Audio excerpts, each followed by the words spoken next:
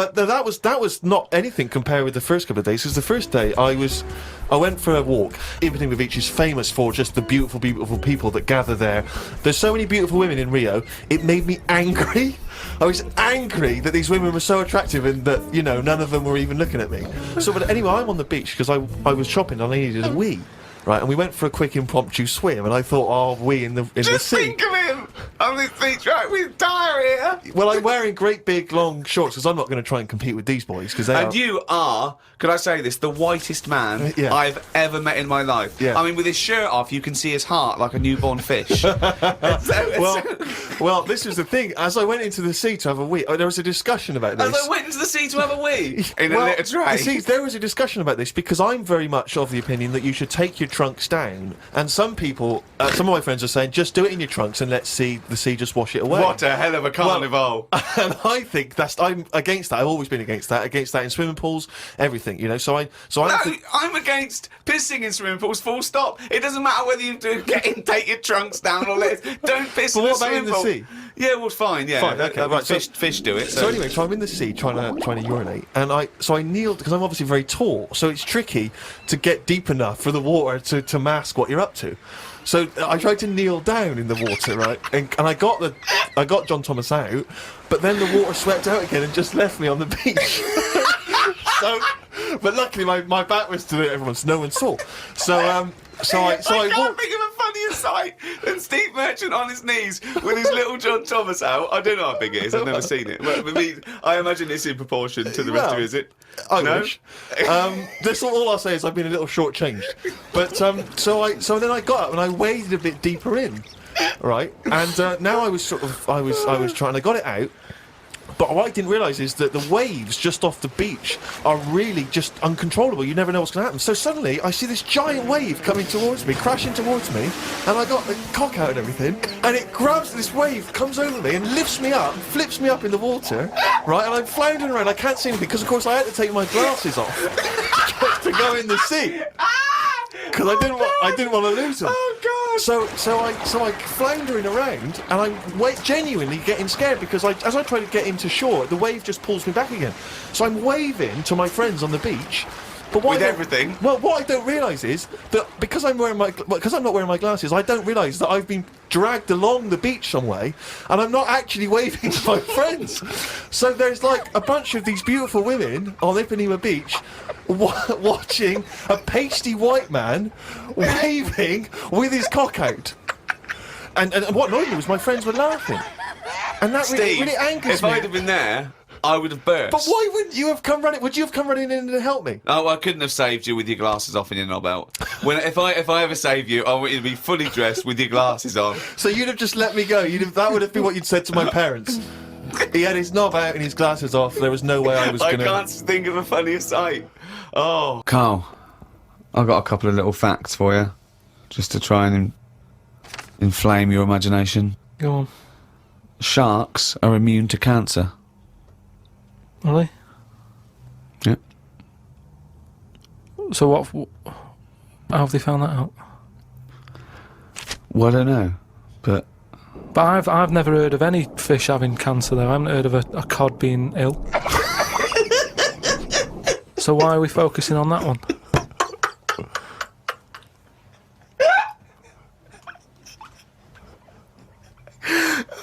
Good point. Okay. Stroking a spider can cause its hair to fall out. What? Because it doesn't like it and it gets stressed out, or is it just that some people are rubbing too hard? No, I don't think it's they're rubbing too hard. I think it's something to do with it. I mean, what sort of maniac is stroking a spider anyway? My mum did it once. Really? Yeah, not to a spider. Right. It was just a little bee. She'd been out, sunny day and that. Got the washing off the washing line. She was bringing it in. Little bee sat on the top of like the bed sheet or whatever it was. Yeah. And she's in the kitchen with it, and she goes, "Look at that little bee there." She started sort of stroking its head. It loved it. How did it make it clear that it loved it? Well, it wasn't struggling. It was just sat there like, because it must have been like a bit dozy. They get a bit dozy, don't they, in the heat and that. And it just stayed there on the sheet, and she sort of stroked its head for a bit, and she had to put it out. It didn't go out. It didn't try and escape. It was like, you've had enough now. That was that. She sent it out. She loved all that. She loved little flies and stuff. And we had Harry the housefly. What? Harry the housefly. What do you mean? It's just a fly that always seems to knock about in one corner of the room. Right, it's the same fly, was it? Yeah, it was the same fly. Yeah. How do you know it was the same fly? So whenever she saw a fly, she went, "Oh, look, it's back." Well, we weren't letting him in. It's just that it stayed in. Carl, what makes you think it was a pet housefly as opposed to a different fly every day? Because it was always in the same place in the corner. But it could have been that something about that particular place that attracted flies rather than it was the same fly. Well, I'm never worried about it. It wasn't harming us. It just always hung about. But how do you know it was the same fly? How do you recognise it? We weren't worried about it. It doesn't matter, does it? If like we're thinking another fly's getting a bit of free rent or something, just let it stay. I don't understand why. But why? No. Right. Okay. You're in a house, right? There's flies. Okay. Not flies, fly. What? Why do you think it was the same fly for all those years? Just because we haven't got loads of other flies. At no point was there a crossover period where there's two, and it's like, hang on a minute, he's trying it on here. That's what I mean. It was always just one on its own. And we just thought, leave it, it's all right. I don't know why are you suspicious? Why you always think someone's out to do you? No. I don't know why you assumed when you see a fly every now and again that it's exactly the same fly. It just In fact, was. it's Harry. The one in our house was the same one. How do you know? Well, all right, I don't, but at no point did I feel suspicious. Speaking of flies, though, and that, they've got one, right? I was out with Ricky, right, and he was reading the paper. There was a story there about a fly that its eyesight was bad or something, and they've made it a pair of glasses, and it had a picture of a housefly wearing. Okay, this is incredible, Steve. Can I take over? Hang on, let me just need to finish a couple of questions for that. So there's a small fly and they've made it a pair of glasses so that it can see better. Yeah. And your concern is what? Well, again, it's just that thing of we're looking after everything now, aren't we? Sorry, I've got to come in here, Steve. All right. I showed you the story. You saw it. It was a picture of a housefly with a pair of glasses on. Yeah. Right. It was about a one-sentence thing. It was about how far technology's come, Yeah, and and a we're group of helping flies scientists out. using microscopy, right, and laser tools had, as an exhibition, shown that they could make a pair of glasses smaller to fit on a house. They put it on there and they'd taken a picture of it, and it's on display. At no point was it actually, because the fly had bad eyesight, the fly was presumably dead, it was purely an art installation or a show of technology. I thought you were going to say, Rick, that you'd drawn the glasses on there. Yeah. And they believed it like, there's a bearded lady in this paper. No. My God, Tony Blair looks like Adolf Hitler. No. What do you think of that, though? But they did Well, it as an flies out. experiment. Yeah, but all things start as an But experiment. why would they make a pair of glasses for a fly? How would they know he had a bad eyesight? How would they know it was the same fly? bumping into stuff? I don't know. Bumping into stuff. It's just that thing, innit, of human nature is something's wrong with something, let's fix it. And they try and help people out all the time, don't they? When you know, we're always doing it. We're always trying to help people out instead of just going, you've been dealt a duff card, cope with it.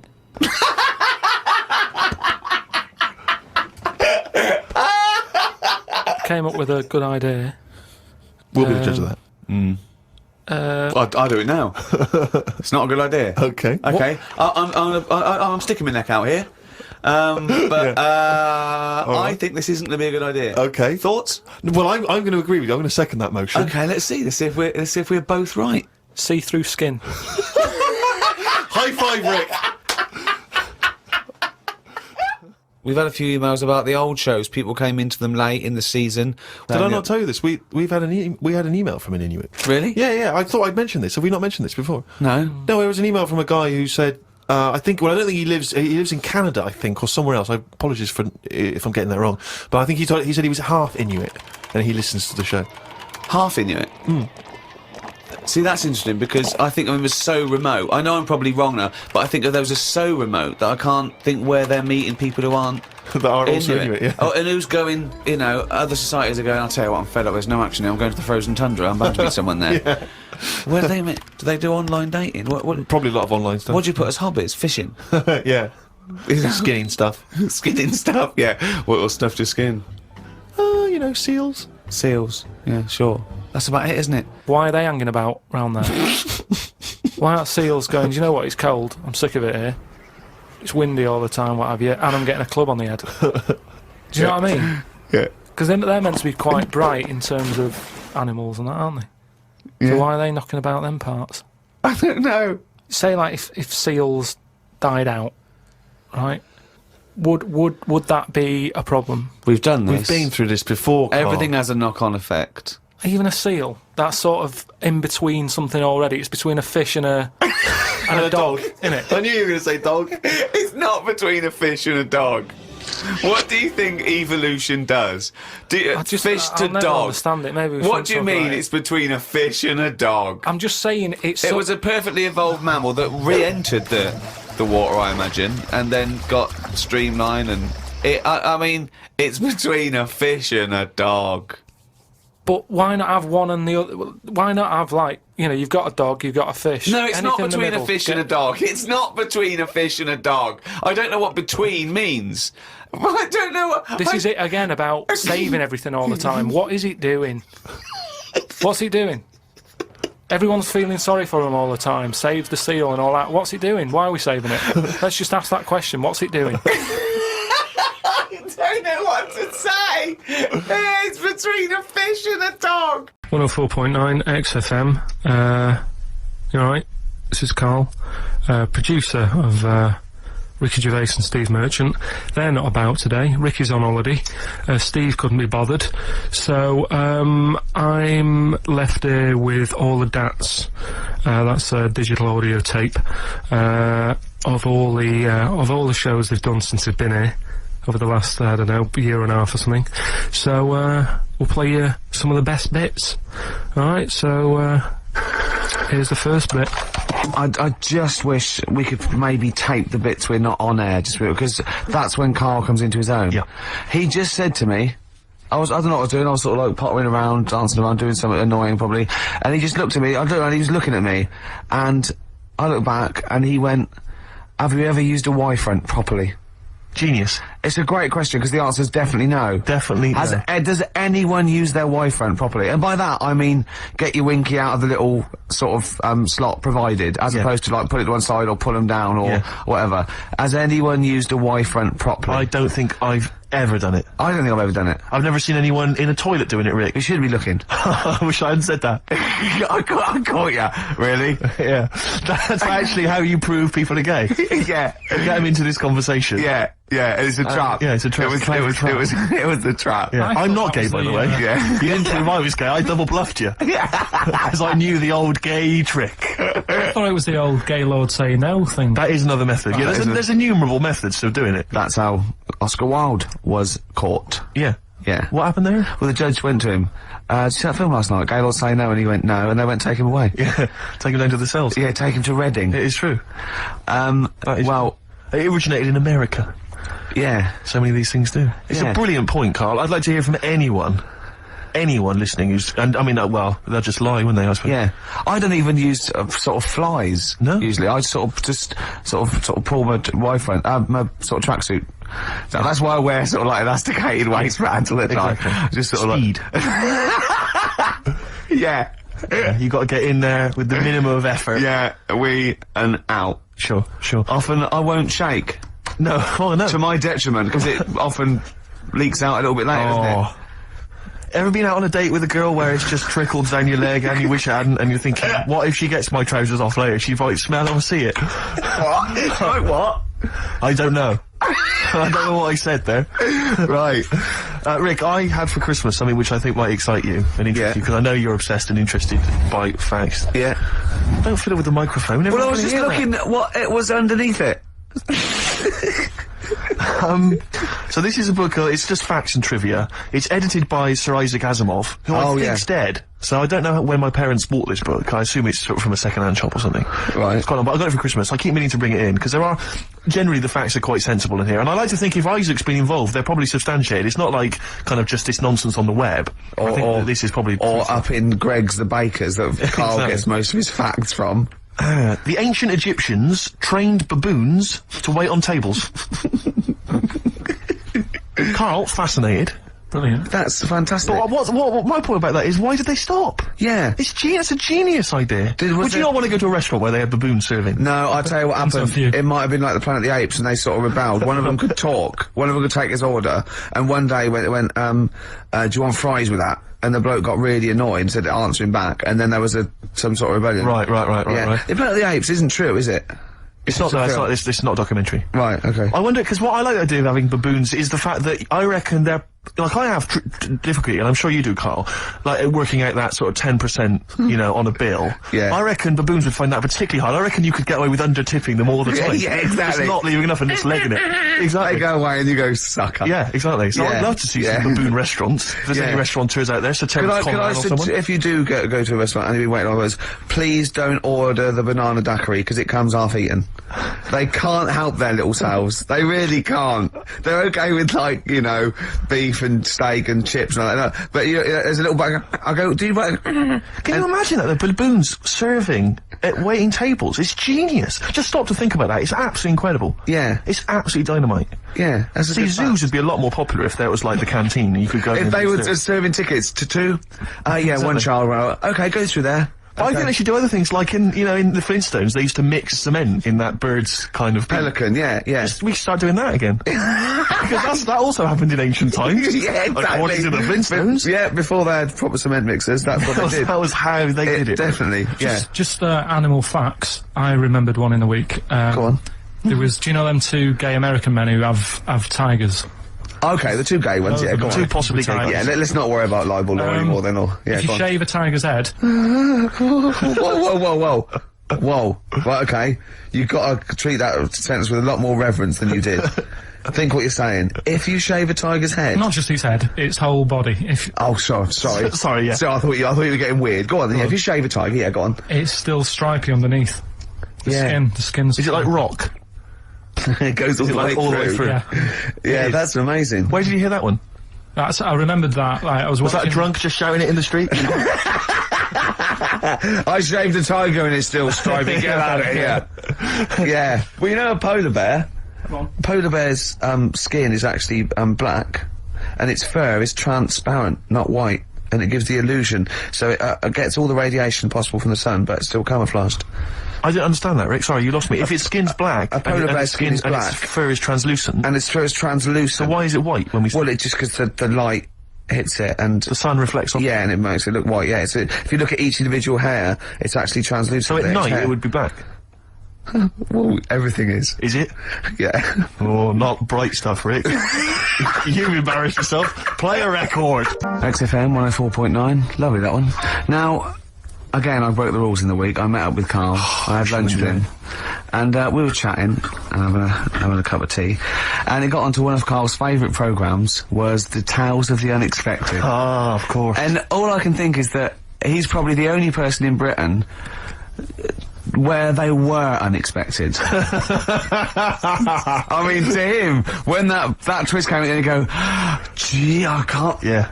Oh, God. Can't believe so it was the tree that did it. I mean, he was probably the only... And we were telling all these stories of horror, and he liked horror stories. And I told him this story. And I don't know if this will come across in the way, but I told him this story. It was a short. It was a horror short. This was a film you saw, was it? Yeah. And what it was, it started off, just there'd been a car crash. You see, it's a horrendous wreck. And you saw it from the point of view of the person in the car. And he was calling for his mate, and he was going, Dave...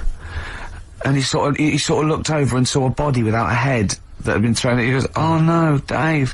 And then into the field of view came Dave, his mate, and looked at him with a look of horror, and then it sort of went black and you realised that he was just a head and it had been his body. Oh, wow. Right? Yeah. And I said, then it came up at the end, at the executions and the French Revolution, people experience consciousness for, you know, and he went, oh, no, he said, it wouldn't be for that long.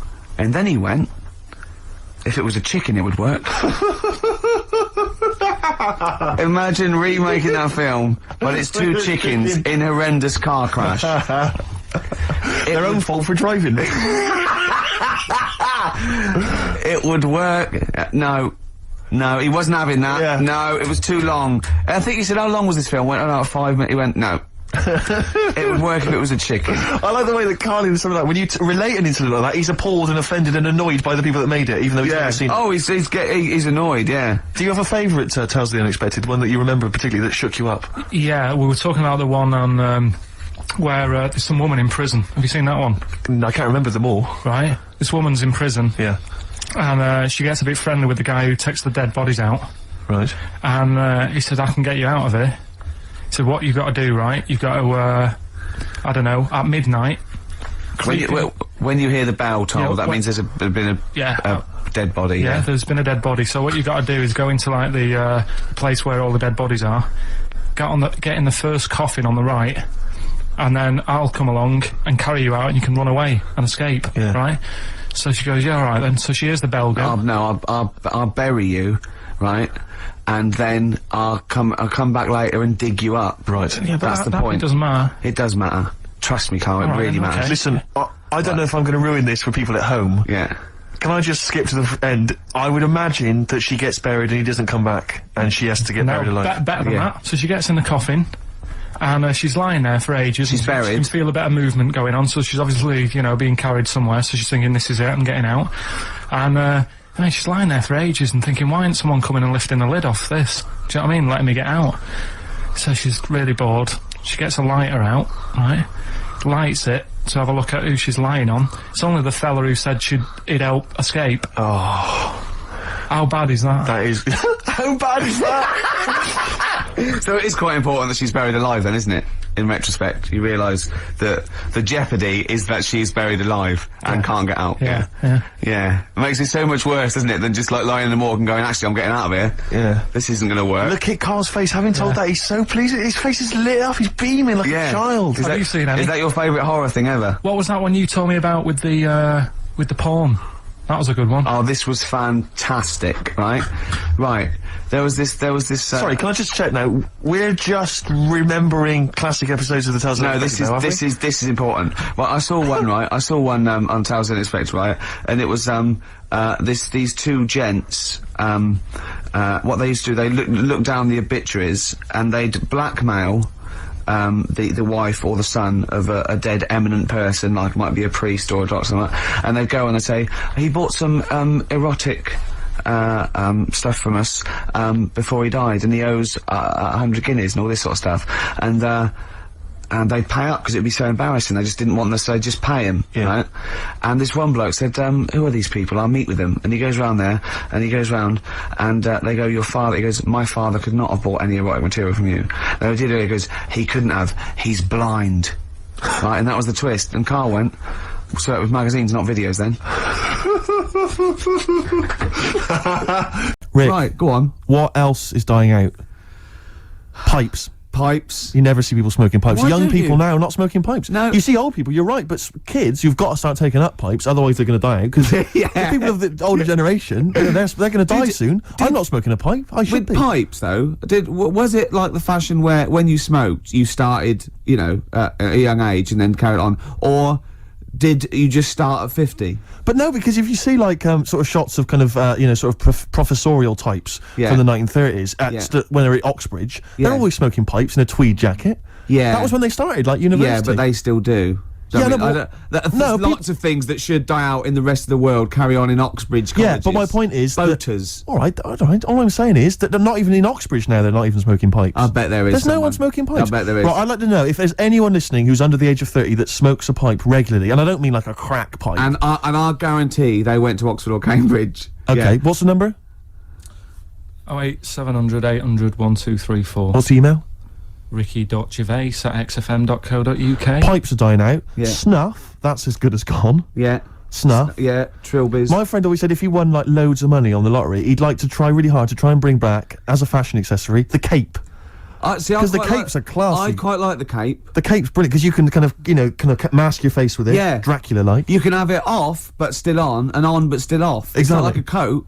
You know what I mean? Where you drape it over your shoulders and that can fall down. Carl, you're not a fan of the cape. You're turning your nose up at the cape. That's a madness. No pockets. Good point. You could have some kind of inner sort of smuggler's If they pocket, did that, I'd buy one. poacher's pocket. If they did that, I'd buy one.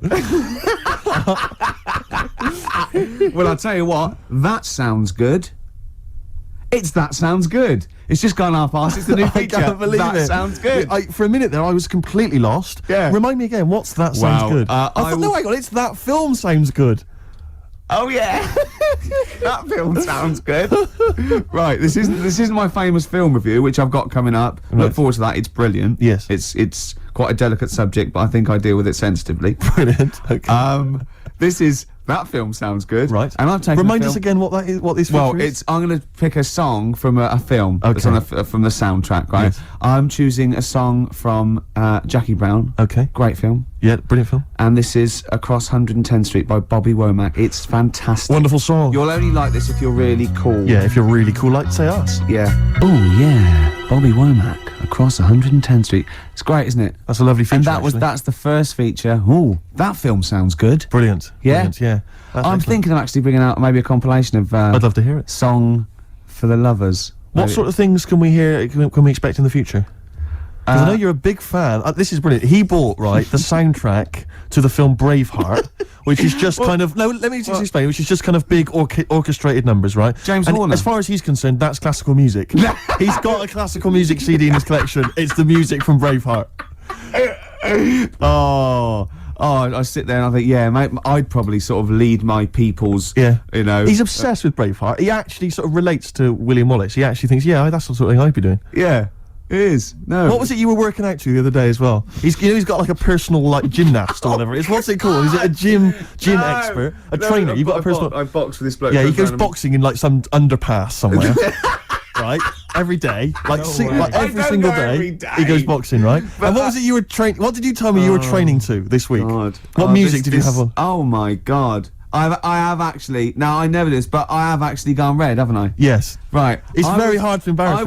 I was working out and training and boxing. Oh my God. You're gonna have to play a record after this.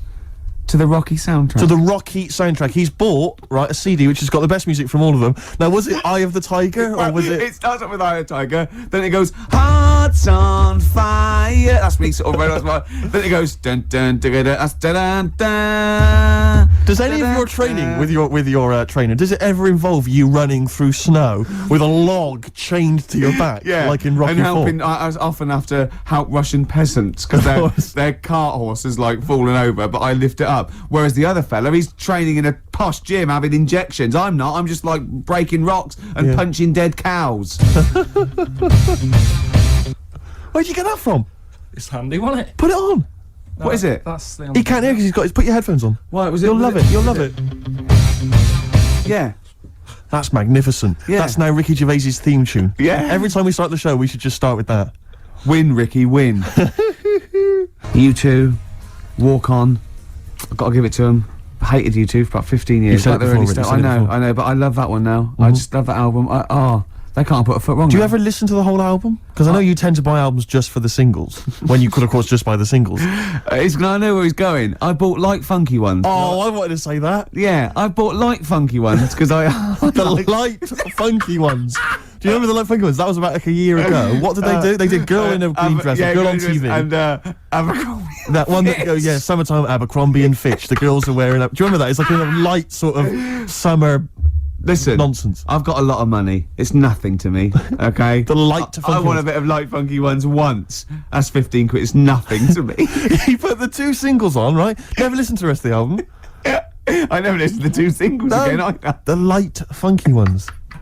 Oh, it's just my street cred's gone down it. Rocky soundtrack and the light funky ones. You'd make two mistakes. Right, let's not forget Braveheart, the soundtrack. Oh yeah, it's a good film. Rick, we were talking earlier about stuff. True story that's, about a little Australian freed the Scottish. the stuff that's dying out that I think you and I single-handedly need to kind of resurrect and salvage. I thought the trilby was dying out. Yeah. I'll surprise you, and yet, watching Top of the Pops last night, Jamiroquai was wearing one, and then lo and behold, Danny Minogue came on, she had one as well. I thought, blimey, there's two people there trying to salvage the trilby, and good luck to them. Well, that's on its way then. Let them do that. The trilby's fine. Let's do something else. But the bowler hat... Ah, the bowler hat. You never see the I always bowler. fancy myself in a bowler hat. I love a bowler hat. Carl, would you wear a bowler hat? I know you'd wear the cape. I did wear a trilby.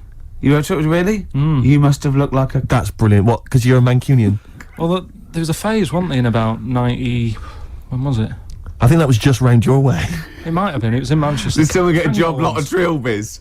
And persuaded you kids? Yeah, I'll tell you what's trendy. No, Sean Ryder wears one of these. Does he? Yeah, go on. Yeah, quid. And then everyone in your street had trilbies on. But you've never worn a bowler? Never. What about Kangol bowler? You might think one about out again. I'll tell you what. I would like to wear a bowler hat and a dark hat, but I'm worried I look like one of those little fellas off the Home Pride advert. The Home Pride guys, they've been persevering with the bowler for years. They still look good in it though, They're don't still they? looking good. They're dapper guys. Yeah. There's a lot of the Jolly Green Giant. He had quite a distinctive look, which is obviously one I've been thinking of exploiting. What the Being little like 6'7". I know the little sort of like a little dress. Was it Corncroft Yeah. that made up his little skirt? Yeah. What was the Jolly Green Giant so jolly about? He was very pleased. It can't have just been the sweet corn and the peas. No, I reckon it was his enormous jolly green knob. I mean, he must have got up every day and gone, look at that.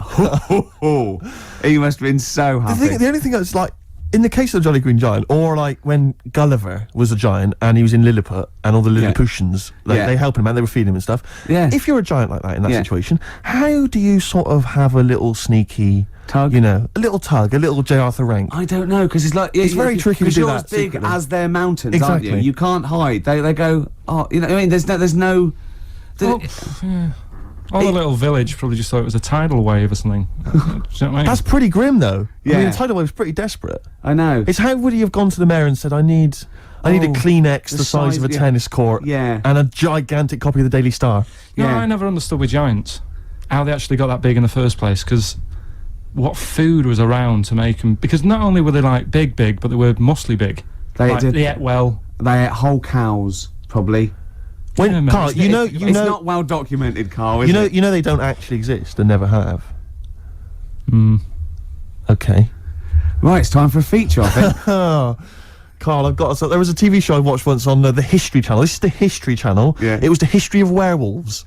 Right? The history of werewolves. And the whole show is predicated on the fact that at the end, we'll tell you if they ever existed or not. Yeah. Just waiting. And I go, oh, come on, we're going to be late. Hold on, he's going to tell us if they existed or not. Carl, werewolves? Michael Aspel was in it, and Michael Aspel is a top broadcaster and therefore would not associate himself with something that did not exist. Under the covers time, gents. Under the covers. Cover me Run up, for cover me cover. bad, run for cover. Here come the covers.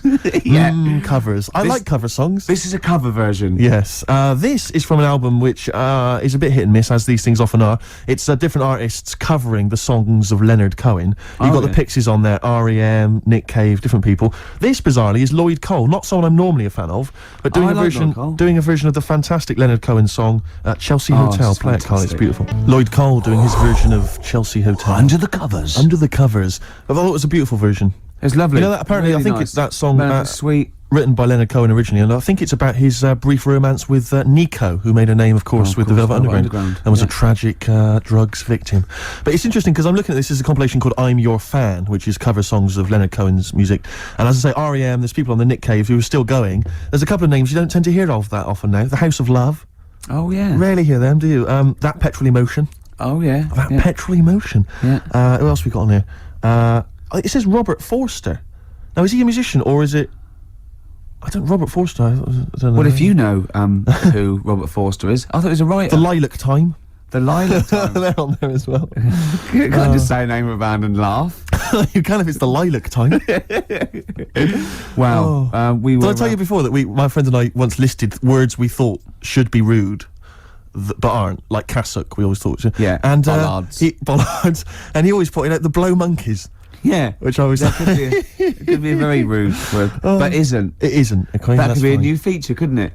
We're featured up, aren't we? Aren't we? This is brilliant. We've still got the film review to come. Song for Lovers is coming up in a few minutes. Song for the ladies. Yeah, Song for the ladies. What else if I can squeeze in a hip-hop track, I'd love to do it. Yeah, that's called our hip-hop track bit. Yeah, exactly. Oh, it's just amazing. Do we have a classic song, Rick? What were you thinking of? Oh, I don't know, maybe something by, Nirvana? Well, their biggest classic, you mean? Ideally. Smells Like Teen Spirit.